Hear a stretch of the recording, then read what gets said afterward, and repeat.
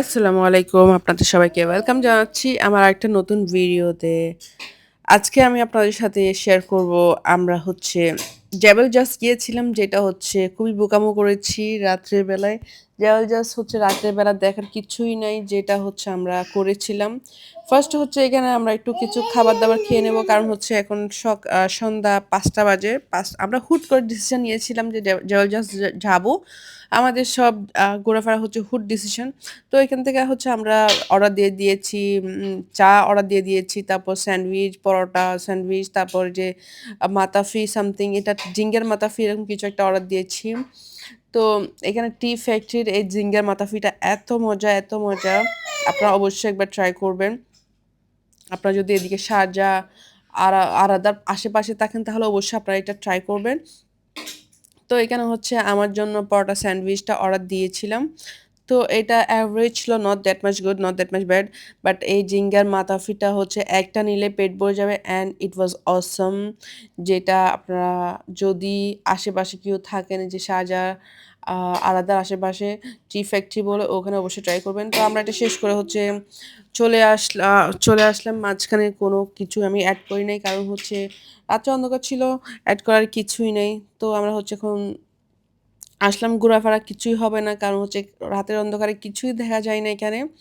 তো হচ্ছে আমরা ডিরেক্ট যাব হচ্ছে এখন কিছু খাবো কারণ রাত আস্তে, আস্তে আমাদের রাত ৮টা ৮:৩০ ৯টা বেজে গিয়েছিল।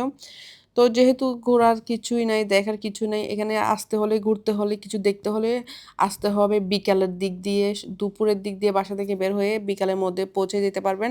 তাহলে আপনার অনেক কিছু দেখার আছে। অনেক সুন্দর একটা প্লেস এটা ট্যুরের জন্য বলেন, ভিজিটের জন্য অনেক সুন্দর একটা প্লেস আমি বলব।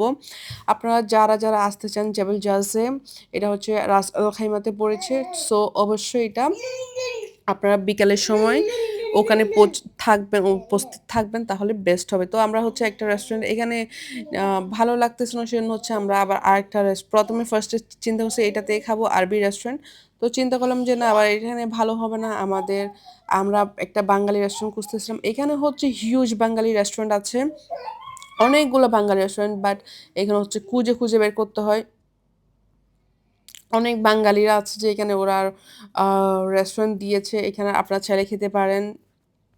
ওদের লাইভ বারবিকিউ করে, লাইভ সবকিছু হচ্ছে লাইভই করে মানে ইনস্ট্যান্ট করে দেয়। তো আপনারা হচ্ছে অবশ্যই এখানে আসলে একবার ট্রাই করবেন। তো আমরা হচ্ছে আবার এই ফাল আফিলে গিয়েছিলাম। এটা হচ্ছে আরবি একটা রেস্টুরেন্ট ছিল। তো সবাই চাচ্ছিল একটু বাঙালি খাই খা আ সরি আরবি খাইতে। আবার কেন জানি সবাই উল্টিয়ে যাচ্ছিল না কেমন জানি হয়, কেমন জানি হয়। আমরা একটু ফুডের মধ্যে রেস্টুরেন্টের মধ্যে একটু অনেক চুজি আমার মেক্সিমাম ভিডিওতে দেখবেন যে আমরা একটু রেস্টুরেন্ট একটাতে গেলে আবার চলে আসি আরেকটাতে যাই। কারণ খাবার নিয়ে একটু অনেক বেশি চুজি। আমরা ডিফারেন্ট রেস্টুরেন্ট থেকে ডিফারেন্ট খাবার ট্রাই করার জন্য ট্রাই করি। তো এখন হচ্ছে আমরা এই রেস্টুরেন্টে চলে এসেছি। এটা হচ্ছে বাঙালি রেস্টুরেন্ট। বাঙালি রেস্টুরেন্ট বলতে কি এইটা এখানে যেটা আমরা বারবিকিউ খেতে চাচ্ছিলাম বা ওই যে কর্ন-টর্ন এগুলো খেতে চাচ্ছিলাম। তার কারণ হচ্ছে আমরা এখানে চলে এসেছি। তো এখান থেকে হচ্ছে আমরা অর্ডার দিয়েছিলাম বাচ্চাদের জন্য ফ্রেঞ্চ ফ্রাই অর্ডার দিয়ে দিয়েছিলাম। তারপর আমাদের জন্য হচ্ছে কর্ন অর্ডার দিয়ে দিয়েছিলাম। তারপরে এখানে ফ্রেশ জুস পাওয়া যায়, ফ্রেশ আম অনেক কিছু পাওয়া যায়। তো আমাদের জন্য এই যে কোনটা যেটা নরমালি খাওয়া যায়, আবার ঝালও খাওয়া যায়। তো আমার ভিডিওটা এতটুকুই। আপনাদের যদি আমার ভিডিওটা ভালো লাগে তাহলে লাইক করবেন, কমেন্ট করবেন, শেয়ার করবেন আর আমাকে সবসময় সাপোর্ট করবেন। আর আমার ভিডিওটা কেমন লেগেছে অবশ্যই জানাতে ভুলবেন না। আপনারা আমাকে সাপোর্ট করবেন। আপনারা সবাই সুন্দর থাকবেন, সুস্থ থাকবেন, ভালো থাকবেন। আর কিছু না। আল্লাহ হাফেজ। আসসালামু আলাইকুম।